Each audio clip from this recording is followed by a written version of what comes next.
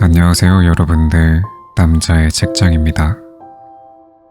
이번에는 김다슬 작가님의 이제는 오해하면 그대로 둔다 읽어드릴 건데요. 이 책은 무거운 내용보다는 일상에서 한 번쯤은 느껴봤을 그런 글들을 모아놓은 것 같습니다. 이 사람들과 대화하면서 라든지 아니면 친구들 또는 애인에게서 느낄 수 있었던 감정들을 글로 풀어낸 듯한 그런 느낌을 받았어요. 그런데 이 책을 읽으면서 책에 나와 있는 상황들을 한 번만 마주하는 게 아니라 잊을만 하면 또 한 번씩 저를 힘들게 하는 그런 상황들이기 때문에 내용을 한 번 더 곱씹으면서 마음의 평안을 찾을 수 있는 그런 시간들을 가졌던 것 같아요.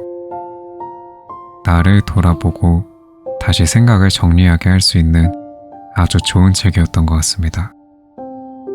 누구나 인간관계에 대한 고민은 항상 하는 것 같은데 그럴 때마다 이런 책 한 권쯤 읽으면 도움이 되지 않을까 해서 가져왔습니다. 그럼 지금부터 책 읽어드리겠습니다. 이제는 오해하면 그대로 둔다. 예전엔 너무 억울해서 하나씩 따지고 바로잡기 바빴다. 굉장히 피곤한 소모성 일이더라. 더는 그러지 않는다. 무슨 일이든 나부터 믿고 나에게 제일 먼저 확인하는 진짜 내 사람이 있음을 안 이후로는 말이다. 가만 보니 그저 그런 보잘것없는 인연이나 멋대로 오해하고 마음대로 떠들고 다니더구나. 그런 사람은 부디 오해한 채 그대로 멀리 사라져 주길 바란다. 오해는 불필요한 사람을 걸러내는 편리한 도구가 된다. 어중이 떠중이로 가득한 인연에서 알맹이만 남는 거다. 원래 인맥이란 허울 좋은 말이다. 겉만 요란했지 알맹이는 별로 없다. 사람을 두루 사귀어 보면 진국인 사람은 몇 없듯 알맹이 겉에 묻어있는 지저분한 흙과 껍데기는 후드득 후드득 털어내야 옳다. 거칠애가 그럴듯하다고 해서 소중한 관계는 될 수 없으니 고작 사소한 오해로 틀어지는 사이 마치 오해하려고 준비했던 사람처럼 군다. 그런 인연은 빈 쪽정이에 불과하다. 그러니까 마음 다칠 일도 아니다. 걸러내고 남은 내 사람과 무르익으면 될 일이다. 10번 잘해도 한 번 실수로 무너지는 관계. 10번 잘해도 한 번 실수로 무너지고 10번 진심으로 대해도 한 번의 오해로 망가지는 게 관계다. 잘해줘도 소용없고 진심도 무가치해지니 당해본 사람은 다 부질없다 느낀다. 누구보다 사랑했던 사람이든 한돌뿐인 10년지기 절친이든 이렇게 한순간에 무너진다는 사실이 허망하다. 그래서 관계는 어렵고 상처 입기는 쉽다. 자기 자신에게 쏟은 시간과 재화를 늘려야 한다. 타인에게 아무리 시간과 재화를 쏟아도 위와 같은 위험은 가시질 않으니 타인에게 내주는 것은 적당한 선에서 매듭 지을 수 있어야 한다. 대신 자기에게 그 시간과 재화를 쓴다면 심리적, 정서적 안정을 얻을 수 있다. 고로 자기 개발을 지금보다 훨씬 더 높은 가치로 삼을 줄 알아야겠다. 더더욱 시간, 돈, 정성, 노력 이런 재화를 자기 개발에 투자하자. 그게 진정으로 남는 것이니까. 무례함을 상대가 예민한 거라 떠넘긴다. 본인이 무례하면서 책임지지 않으려고 상대를 예민한 사람 취급하며 떠넘긴다. 적반하장으로 덜컥 화부터 내기도 한다. 뻔뻔한 낯으로 비겁한 행위를 서슴지 않음에도 당사자는 자기가 잘하고 있다고 믿는다. 도리어 네가 필요 이상으로 예민한 것이라며 이상한 사람으로 몰아간다. 양심이 없는 것과는 다르다. 그저 모르더라. 그런 생각까지 닿을 개념이 없기에 말이다. 평소 그러지 않던 사람이 예민하게 군다면 분명 무슨 이유가 있는 거다. 배려나 생각 없이 하는 당신의 말과 행동이 그 사람의 신경을 긁는 거다. 더욱이 그런 모습이 한두 번으로 그치지 않고 자주 보이면 겉으론 티나지 않아도 속으론 누적된다. 그건 짜증이기도 하고 서운함이기도 하다. 해소가 되지 않으니 참다 무의식 중에 톡톡대며 표출하는 경우가 많다. 이성적으로 겨우 갈무리해서 상대에게 이러저러 하다고 말을 해도 그건 네가 예민한 거라며 떠넘기면 기가 막힌다. 누가 갑자기 예민하게 구는 이유를 모르겠다면 다른 이유가 아니라 당신 때문이란 사실을 알아야 한다. 곰곰이 돌이켜보면 먼저 무례한 짓을 저질러 놓고 상대를 예민한 사람으로 포장한 자신이 부끄러울 테니까. 돈이 아깝지 않은 사람과 아까운 사람. 커피 한 잔 값도 아까운 사람이 있고 식사부터 2차, 3차를 대접해도 모자라 집까지 초대하고 싶은 사람이 있다. 커피값이 얼마라고 그 돈이 아깝겠나? 실수로 잃어버려도 크게 신경 쓰이지 않는 액수다. 한데 그마저 아까운 사람도 있더라. 대개 억지로 함께하게 된 사람이다. 그런 이에겐 관심도 생기지 않고 함께 있는 시간이 곤혹스럽기만 하다. 반대로 더 해주지 못해서 미안한 사람, 존재 자체로 고마운 사람이 있다. 힘들고 보잘것없던 시절에 나에게 잘해줬던 사람이 특히 그렇다. 이성이든 동성이든 마음 깊이 좋아하는 사람, 평소 동경하던 사람, 보고 배울 것이 많아 존경하는 사람도 그렇다. 이유는 달라도 하나같이 나에게 의미와 힘이 되어준 사람들이기에 내가 가진 걸 내어줘도 전혀 아깝지 않다. 이처럼 의미 있는 사람에게 돈과 시간을 쓰는 것이 현명하다. 무의미하게 나를 갉아먹는 사람이 있다면 최대한 멀리하자. 대신 의미 있는 인연에게 기꺼이 내어주는 것이 좋겠다. 그럼으로써 삶은 더욱 뜻이 깊어지니까. 최악의 위로. 너보다 힘든 사람도 많아. 정말이지 최악의 위로다. 이건 위로가 아니라 단지 압박에 불과하기 때문에 고작 그런 걸로 힘들어하냐. 나는 더 심했다. 그런 나보다 더욱 힘들고 심각한 사람도 세상엔 널렸다. 그러니 별것도 아닌 일로 나약한 꼴 보이지 말고 그럴 시간에 한 번이라도 더 열심히 하라는 무언의 압박이 내포되어 있다. 실제로 이런 사람과 이야기해보면 10중 8구 위와 같은 흐름으로 대화가 전개된다. 힘듦은 경쟁이 아니다. 남과 비교하고 순위를 매겨서 번쩍이는 금메달을 목에 걸어주는 일이 아니라고. 그러니 힘든 사람에게 그런 말은 아무런 위로가 되지 않는다.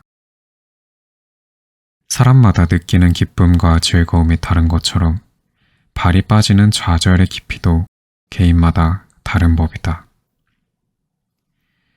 힘듦이란 상대적인 개념이 아니라 절대적인 개념이라 그렇다. 그러니 타인과 비교할 문제가 아니다. 저런 말을 위로로 아는 사람은 반대로 기뻐서 웃을 때 이런 말을 들었으면 한다. 너보다 더 기쁜 사람도 많아. 그러니까 너 정도는 웃을 일도 아니야.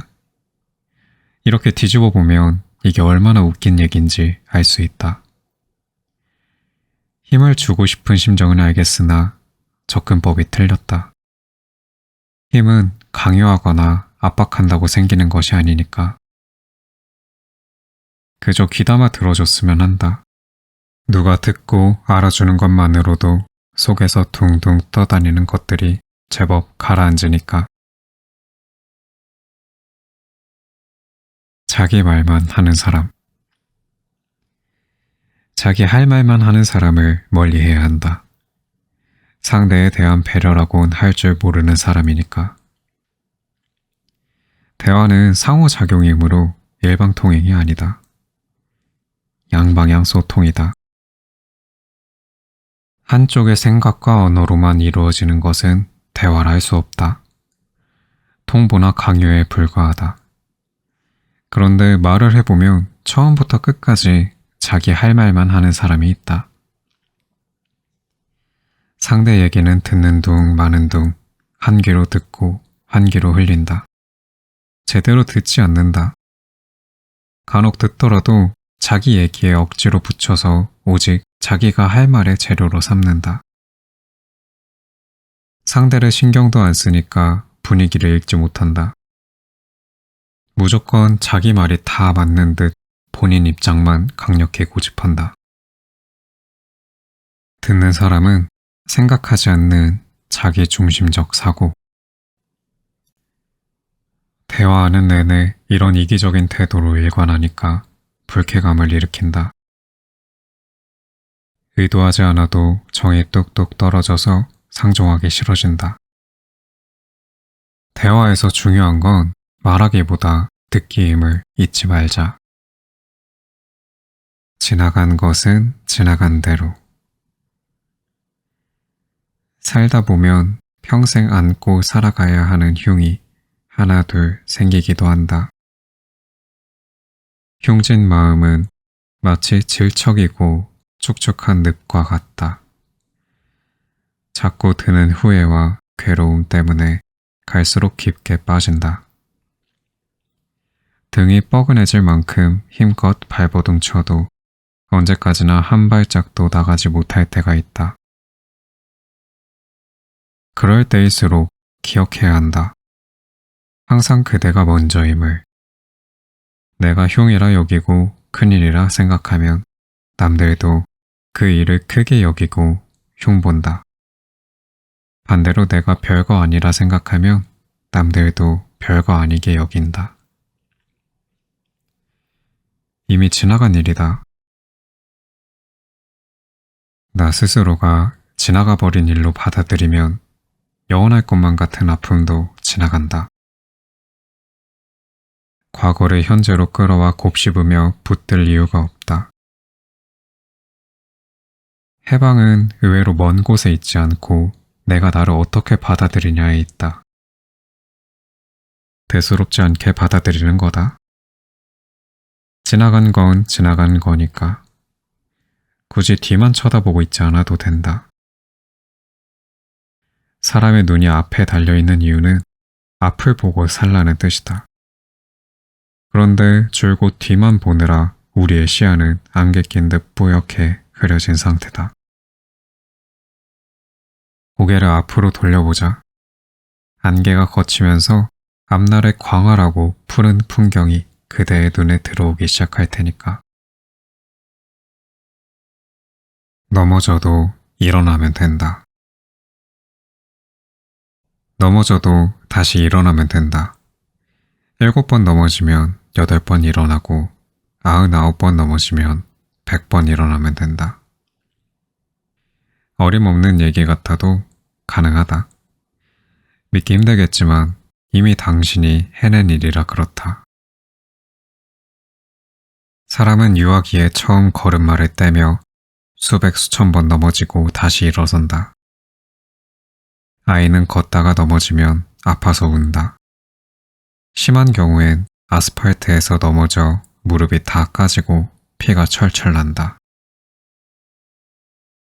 빠르게 소독하고 연고를 발라도 평생 흉터가 남는다. 그 흉터들이 지금도 내 무릎에 새겨져 있다. 그런데도 다시 일어났다.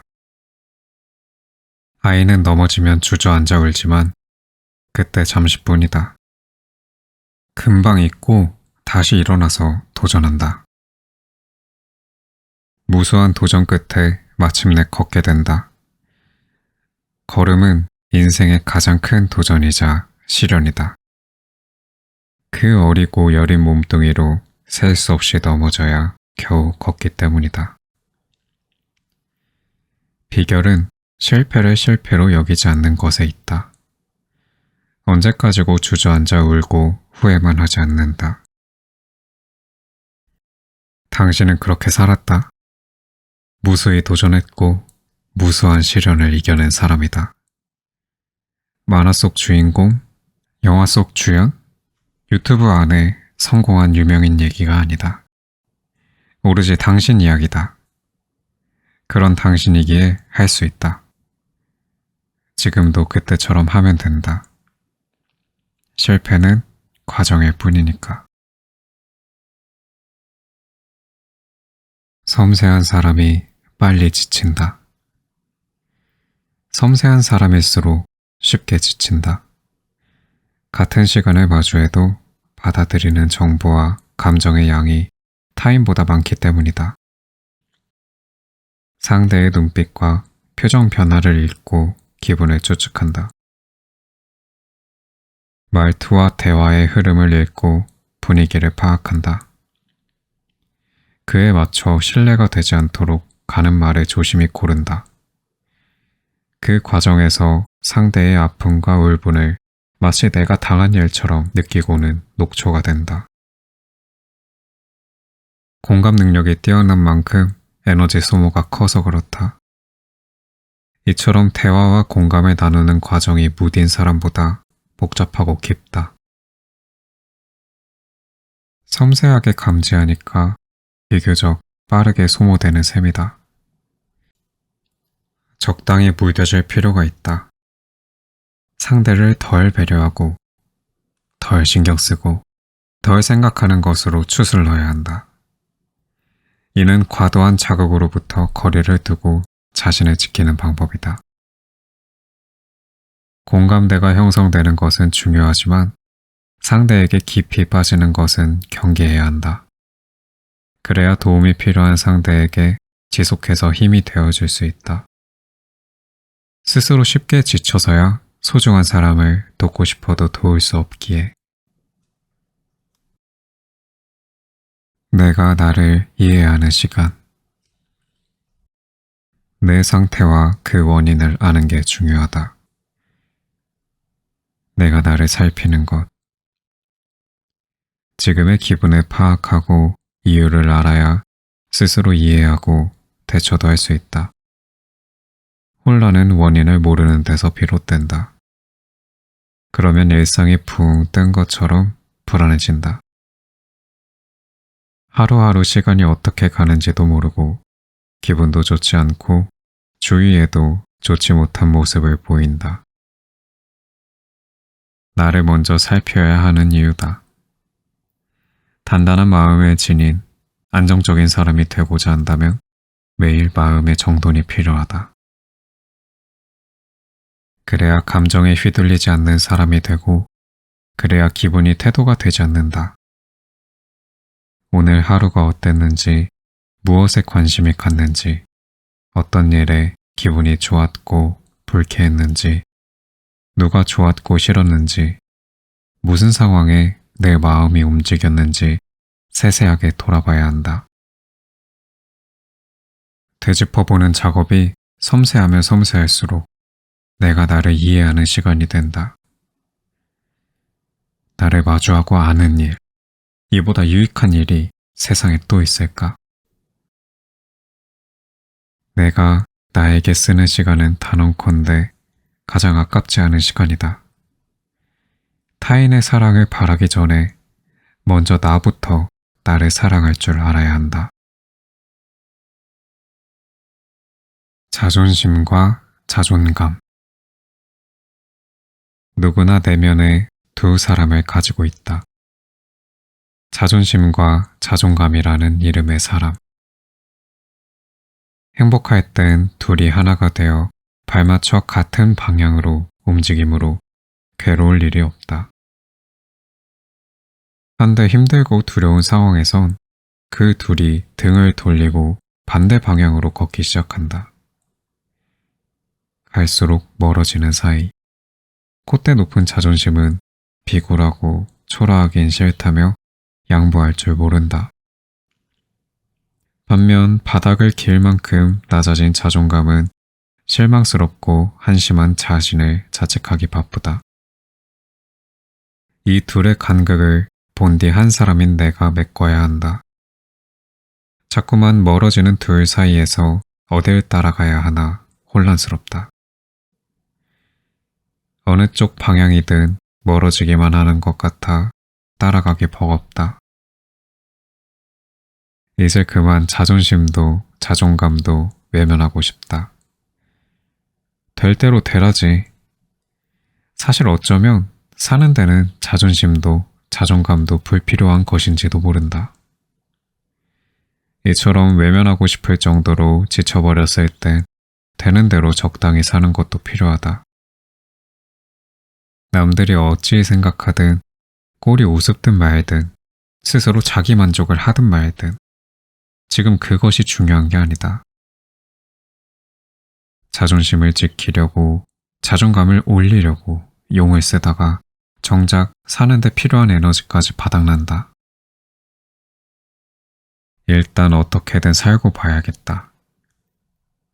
그래, 복잡한 건 접어두고 우선 살아내자. 좋은 사람 구별법.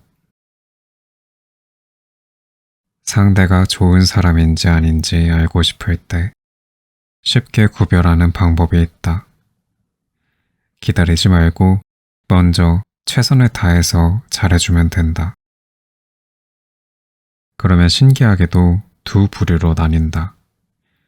받는 것을 당연한 권리처럼 여기는 사람과 자신도 최선을 다하여 보답하려는 사람이다. 10명 중 8명은 받는 것을 당연시한다. 호의와 친절의 노력과 희생으로 보지 않고 그저 성격 따위로 생각하는 유형이다. 남은 2명이 함께 최선을 다하고자 한다. 성의와 정성이 무엇인지 알고 쉽게 보지 않으며 자신이 어떻게 하는 게 보답일지 생각하고 실천하는 유형이다.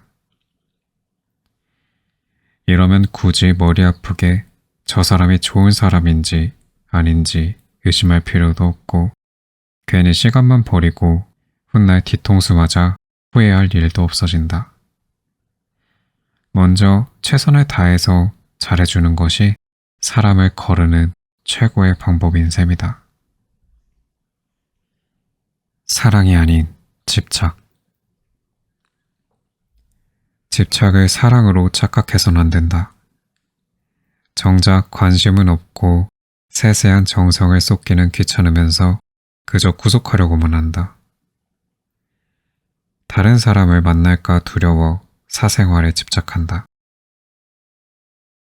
사소한 것에 하나하나 민감하게 반응하고 누구와도 연락하지 못하게 막고 심지어 SNS마저 단속한다. 집착하는 사람의 자존감이 현저히 낮기 때문이다. 하루가 어땠는지, 무슨 일이 있었는지, 누구 때문에 우울한지, 어떤 걱정과 압박에 시달리는지에는 관심이 없다. 자꾸 나만 봐야 한다는 점만 신경 쓴다. 이런 일그러진 집착을 사랑이라고 믿고 있다. 문제는 구속을 당해온 사람도 덩달아 사랑으로 믿는다는 것. 가장 가까운 사람이 반복적으로 하는 말은 무의식적으로 세뇌가 된다. 이상함을 느끼고 너무한 거 아닌가 싶다가도 상대방이 이게 다 널 사랑해서 그래 한마디면 넘어간다. 그럴싸한 말에 속아 사랑이라 생각하기 쉽지만 실상은 당신을 보호하려는 말이 아니다. 자신의 권리를 보호하려는 심리다. 사랑이란 명목하에 당신을 소유하듯 누리고 있기에 권리를 지키려 든다. 일그러진 집착을 사랑으로 혼동하게 하는 가스라이팅의 일종이다. 하루빨리 깨닫고 그런 사람한테서 벗어나야 한다. 속박당하며 살기엔 당신이 너무 아깝다. 당신은 사랑과 존중을 받을 자격이 충분한 사람이기 때문이다. 가치관이 맞는 사람을 만나자. 가치관이 잘 맞는 사람을 만나는 게 좋다. 많은 사람들이 연인을 만날 때 가장 우선적으로 보는 부분이 대체로 외모와 성격이고 그 다음 재력과 능력이다. 의외로 가치관은 뒷전인 경우가 많다. 오랜 시간 화목하고 평온하게 지내려면, 더욱이 평생을 함께 하려면 가치관이 잘 맞는 것이 무엇보다 중요하다. 가치관이 통하는 사람은 매번 맞추려 애쓰지 않아도 서로 이해하고 상대를 입체적으로 볼 수 있다. 인생의 동반자란 둘이서 발맞춰 한 방향을 보고 걷는 사람이다. 그런데 어느 한쪽이 자꾸만 다른 방향을 보고 걸으면 곁에 있는 사람이 몇 배로 힘들다. 불안한 일이 끝없이 생기는 게 삶인데 중심이 될 가치관마저 혼란스럽다면 삶의 혼란은 걷잡을 수 없이 거세진다. 돈이 무척 많고 외모와 능력이 탁월해도 가치관이 맞지 않으면 결국 갈라서거나 불행해진다. 대화를 몇 번만 나눠보면 생각과 말이 통하는 사람인지 아닌지 알 수 있다. 만나는 시간이 즐겁고 오랫동안 깊이 있는 대화가 가능하다면 가치관이 잘 맞는 사람이다. 그런 사람과 일생을 함께 할 수 있다는 건 비할 바 없는 행복이다.